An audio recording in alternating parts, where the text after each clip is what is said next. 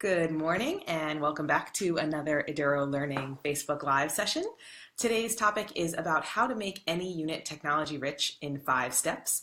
And actually, it's probably one of my most favorite things to talk about, so I'm super excited to be here and talk to you about it today. If I glance down at any point, it's because I have some notes on my phone that I might be looking at just to make sure I cover everything that I want to talk about today. One of the reasons why I love this topic more than anything is because I think any unit can have really authentic, engaging technology elements, or can be totally transformed through the use of technology, no matter what subject area, no matter what grade level. And I think anyone can do this as long as you kind of have the right perspective. So it's more about mindset, I think, than it is about technology skills or the tools that you're using. It's about the way you think about how you use technology in your classroom. So before I even tell you my awesome 5-step plan to make any unit technology rich, I do want to mention that it's most important that this isn't actually about the technology tools that you use. Oftentimes when, as teachers, we go to professional development, what we want is like a list of tools. What's the newest, coolest tool that does this? Or what's the newest tool that does that? There are tons of tools that do everything. You can do anything, but having a list of tools doesn't mean you'll actually use them. Very often we come back from technology conferences and we have this list of cool tools, but we forget how and why and where we were supposed to use them because it's just a list of tools. So this Facebook Live session that will be no more than 15 minutes is not really about a list of tools. It's about that mindset shift, that approach, that unit development process that you can go through so that you make a unit that's technology rich and it can flow and change and develop with the new tools that come out over time. So rather than thinking about making your unit technology rich because you heard about a new cool tool, you can think about making your unit technology rich based on what you want students to know and be able to do. And so that's what I'm going to talk about today. And I think there are 5 steps to creating a technology-rich unit. And I'm cheating a little bit because I'm going to start with step 0. And step 0 is just kind of let go of everything you've done in this unit in the past. I know as teachers we tend to want to kind of hang on to everything we've done. We did this before and it was really successful. We want to do it just like this again. But if you want to make this unit technology rich, the first thing to do is just kind of mentally let go of everything you've done in the past. It doesn't mean you have to physically throw anything away. I'm just asking you to take a moment and kind of forget what you did in the past so that you can create a unit that really brings the technology in from the beginning. So that instead of adding technology to something that's been successful in the past, you're going to kind of revise your thinking about this whole unit and embed technology throughout the process. So step 0 is just mentally throw out everything you've done in the past. Don't stress about it. It's just a mental toss. It's not, actually putting things in the trash. So your first step in making any unit technology rich is to determine what you want students to know and be able to do.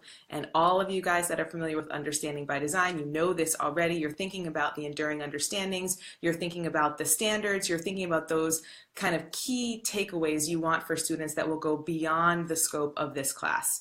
So once you know what you want students to understand or know and be able to do, the next question to ask yourself, forgetting about what you've done in the past, is if I know what I want my students to know and be able to do, how could they demonstrate that they understand and can do those things? So step 2, all it is deciding what could students do to demonstrate their understanding. And the way that I like to think about that is what's kind of authentic. Who is the audience for their work? What's the purpose of this work? Like, why would students be doing something like this? Is this something that could be done in the real world? Are there some examples of this work that you might be able to find in the real world? Like, do actual professionals conduct this work that you could actually share with students so that you have a vision of what you want this to look like? And then as you're thinking about this kind of final product that you want students to be able to create, something that will demonstrate their understanding, their knowledge, and their skills, how can this work be differentiated for ability level, for interests, for passions, for the different people that you have in your classroom? And the great thing is technology can support all of this. Technology can be the piece that brings your students audience. Technology can be the piece that brings your students a real purpose. Technology can be the piece that brings it a real life kind of element to this work. But the idea is that as long as you know what you want students to be able to do and to know, and you think of an authentic way for them to demonstrate that, technology can support any kind of path to get there. So step 0 was throwing things out. Step 1 was determining what you want students to know and be able to do. And step 2 was thinking about how students can demonstrate their understanding. And, as unique and interesting as you can make it, as relevant to the students' lives as you can make it, those are all really great pieces to bring into this kind of conversation. Once you know what you want your students to do to demonstrate their learning, you're up to step 3. And this is where the tools can kind of come into play. For me, as a teacher who enjoys playing with technology, I will often brainstorm with my students, how could we demonstrate our learning? What tools could we use to share what we learned about this? Would you guys want to do something that's created with a video? Do you want to do something where you're creating some online journal format? Any way that you can kind of bring the students into that conversation about how you might want to use technology to help them demonstrate their understanding is a great way to make the unit feel authentic and purposeful and give them kind of some ownership over what you're doing. One thing that's really important to think about when you're using technology, once you know what you want students to be able to do and to understand, and you've thought of kind of this final task or project or element that they're going to produce for you, is it doesn't have to be that that final project is like whiz bang amazing technology. It can be that technology is used authentically throughout the process. So it might be that the technology is something that allows you to assess understanding really well, so it's something that's really a big part of the final product, or it might be something you use as you go through the unit. So you've got step 0, kind of mentally throwing things out. Step 1, determining what you want students to know and be able to do.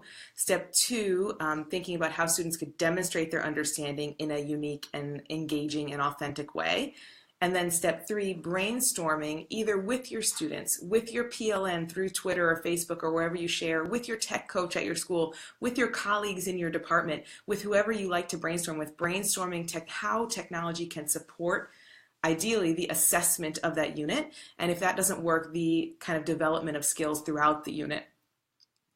Once you've got all that down, that's really all you need. Those are kind of the key elements. You know what you want your students to be able to do, you know how they're going to demonstrate it, and you know the tools you want to use to get there. I have been trained as a design technology teacher, and one of the things that I love about that is it helps teach students how to break down a big project into steps. And so my step 4 of this 5-step process is to encourage you to break down your unit into steps or stages with structures to help your students successfully complete the unit in a scaffolded way that will lead towards success.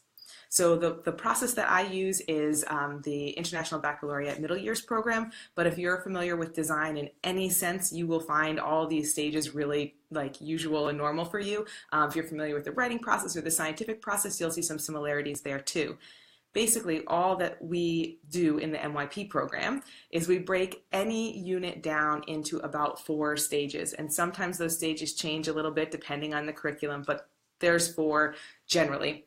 And the 4 stages are a stage for investigation, research, or exploration. So this is when at the beginning of the unit you might ask students to do some research, to document their thinking, to try out some new technologies and document how they work, to look at examples of finished products and see what makes them good, to try to identify what are the criteria that make this finished product one that they will be personally proud of.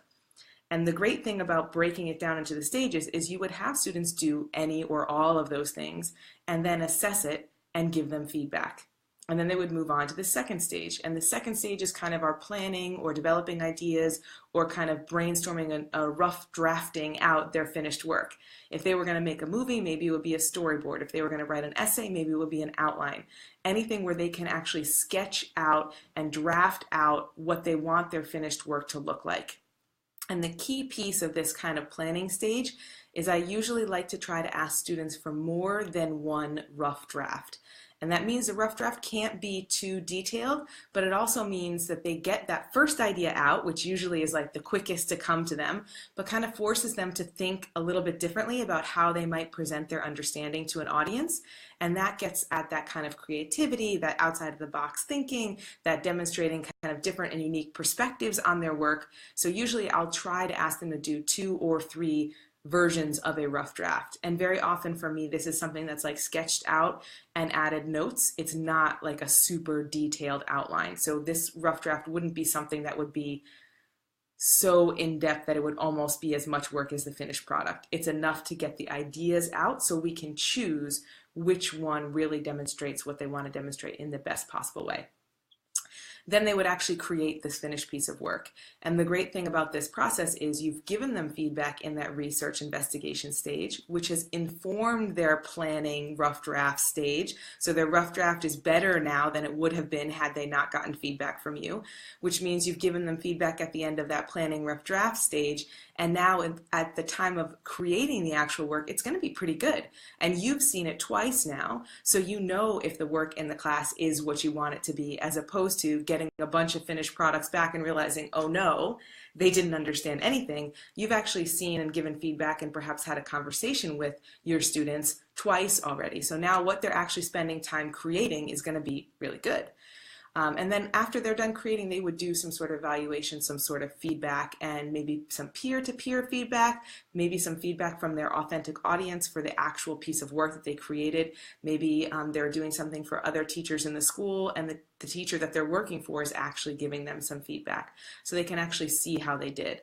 And then if they needed to, they could start that cycle over again and complete that same piece of work, but with all those improvements, all that feedback from others. So this is a very simplified version of the MYP design cycle, and I have a ton of blog posts about this topic, so I'm going to link them in the show notes for today too, so you can kind of go back and have a look at that.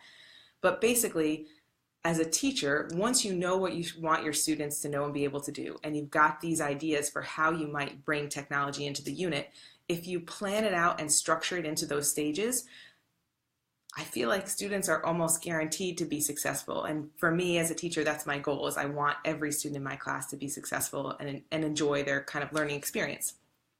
So my last step, step number 5, is to test it out. Before you ask your students to do anything, I think it's always a really great idea to try it yourself.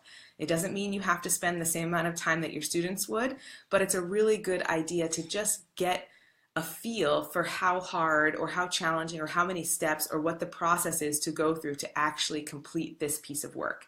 So you can test it out and then share it with your students, or you can test it out and just keep it for yourself so you know how to do it.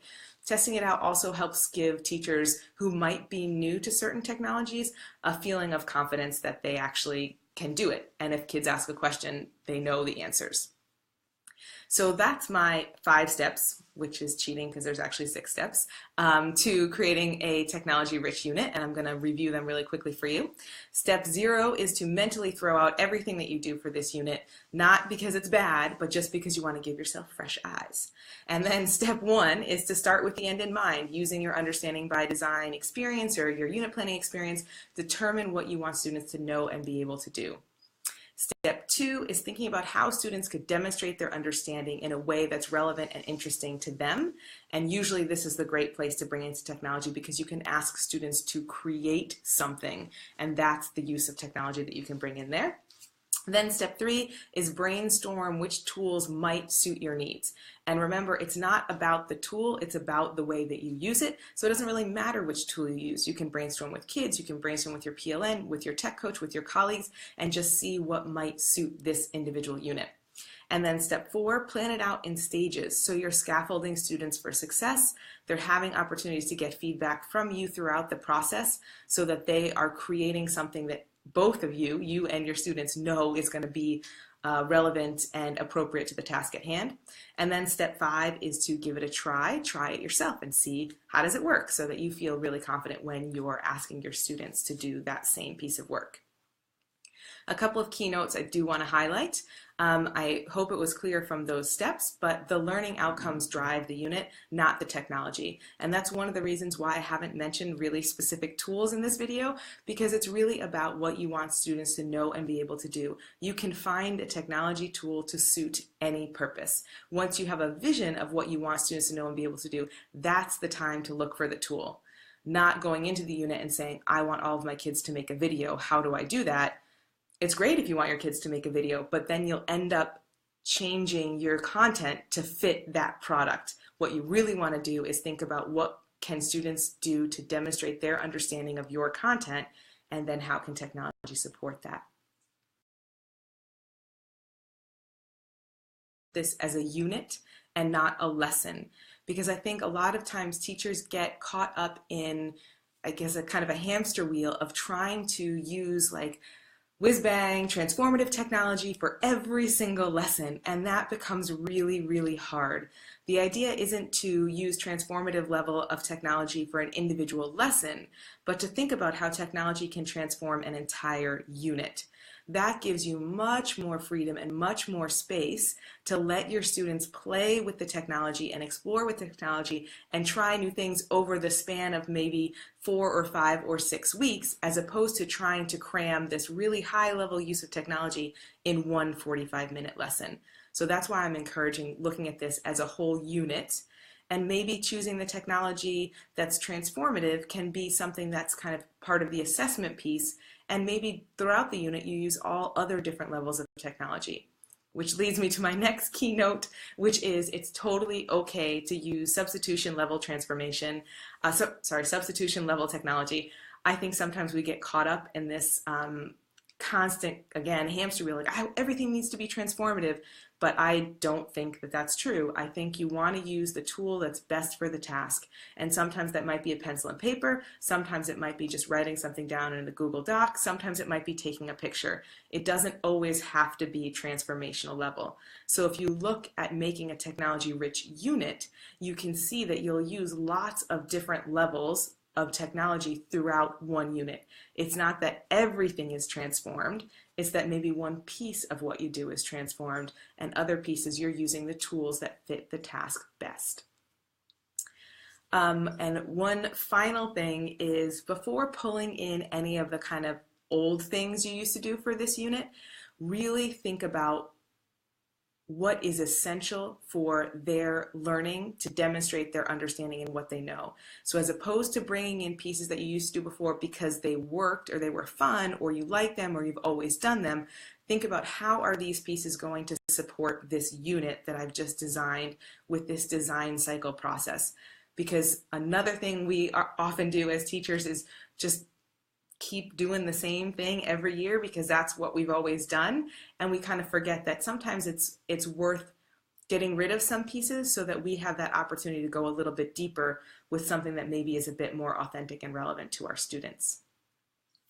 So hopefully that makes sense for you, and we've got an awesome freebie this week. Actually, I kind of just summarized the whole thing. It's our APLE unit planner, and this is our unit planner that is built on the foundation of all these great pedagogical concepts like the SAMR model, the TPACK model, and on understanding by design in terms of its format, but it brings in the technology piece, the authentic, purposeful learning piece of technology. So I really hope you take a moment and go to the link that I will put in the show notes for today and have a look at that APLE unit planner. It's a longer form version of everything I just shared with all of our thoughts and ideas and examples on how you can make any unit technology rich and how you can get to that transformational level in a step-by-step process just like I outlined here today. So I hope that's really helpful for you. Please let us know what you think. If you liked it, let us know. If there's something missing, let us know. If you want to see more of this, let us know. We're super excited to be sharing this with you because it's something we're really passionate about. So thanks for joining me today, and I look forward to seeing you guys next time. Bye-bye.